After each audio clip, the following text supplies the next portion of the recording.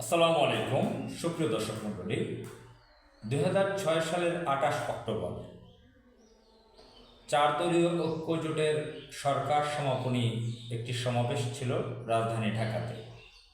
2006 সালের 28 অক্টোবর সারা বিশ্ববাসী জানে, বিশ্ব মিডিয়া জানে লগি বৈঠা দিয়ে কিভাবে ঢাকায় তাণ্ডব চালিয়েছিল এবং সারা বাংলাদেশের বিভিন্ন জায়গায় তাণ্ডব চালিয়েছিল। ভারত তার এজেন্ট গোষ্ঠী আওয়ামী লীগকে দিয়ে এটা ঘটিয়েছিল। বহু মানুষকে নির্মমভাবে পিটিয়ে মেরে ফেলেছিল।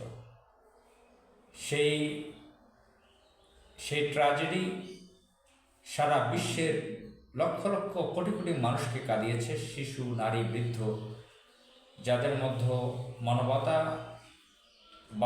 মানবতাবাদী ছিল, যারা হিউম্যান রাইটস নিয়ে যারা কিছুটা ভাবতো, যাদের মধ্যে মানবীয় গুণাবলী ছিল, মৌলিক মানবীয় গুণাবলী যেটাকে বলা হয়।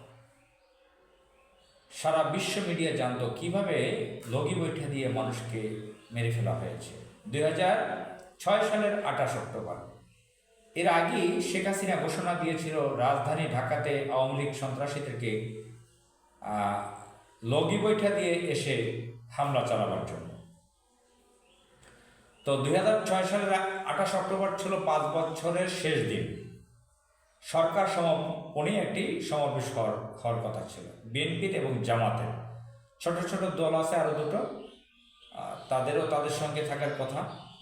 তো জামাত ইসলাম বিএনপি সমাবেশ একত্রেই হওয়ার কথা ছিল, যেহেতু সরকারটা ছিল 4 দলীয় ঐক্য জোটের। তো সেই সময় কি হয়েছে, বিএনপির সমাবেশ হয়েছে নয়াপল্টনে বিএনপির অফিস রোডে, জামাতেরটা হয়েছে বাইতুল মোকাররমের উত্তর গেটে। সেই সময় জামাত ইসলামের ভ্রাতৃপ্রতিম সংগঠন ছাত্র শিবিরের অনেকজনকে পৈশাচিকভাবে নির্মমভাবে মেরে ফেলা হয়েছে, সারা বিশ্ব জানে। এখন বলতে চাই লুৎফুজ্জামান বাবরের এই সময় কি ভূমিকা ছিল। তিনি ছিলেন স্বরাষ্ট্র প্রতিমন্ত্রী, সেদিনও তিনি স্বরাষ্ট্র প্রতিমন্ত্রী ছিলেন। বিএনপি জামাত ইসলামের অনুষ্ঠান দুই জায়গায় হলো কেন? স্বরাষ্ট্র প্রতিমন্ত্রী কি সেখানে কোনো মেকানিজম করেছেন, কোনো নীল নকশা করেছিলেন কার নির্দেশে? কি কারণে দুই জায়গায় হলো, এক জায়গায় কেন হলো না? কি কারণে পুলিশ সেদিন নিষ্ক্রিয় ছিল? পুলিশ শুধু তাকিয়ে দেখলো যে পিটিয়ে মেরে ফেললো।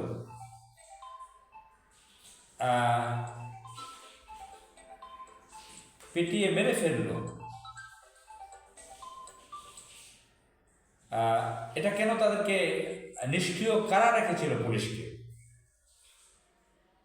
এই ব্যাপারটা জানা দরকার, লুৎফুজ্জামান বাবরকে জিজ্ঞাসা করা দরকার,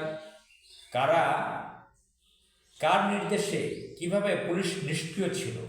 লুৎফুজ্জামান বাবর কি পুলিশকে সেদিনও চালাতে পারছিলেন না? সেদিনও তো সরকার ছিল। এটা কি কোনো মাস্টার প্ল্যান ছিল, কোনো মিশনের অংশ ছিল যে জামাত ইসলামকে শেষ করে দেওয়া হবে? আমরা সেই ব্যাপারটা জানতে চাই। লুৎফুজ্জামান বাবর এখন বের হয়েছে, তাকে জিজ্ঞাসাবাদ করা হোক। আসসালামু আলাইকুম।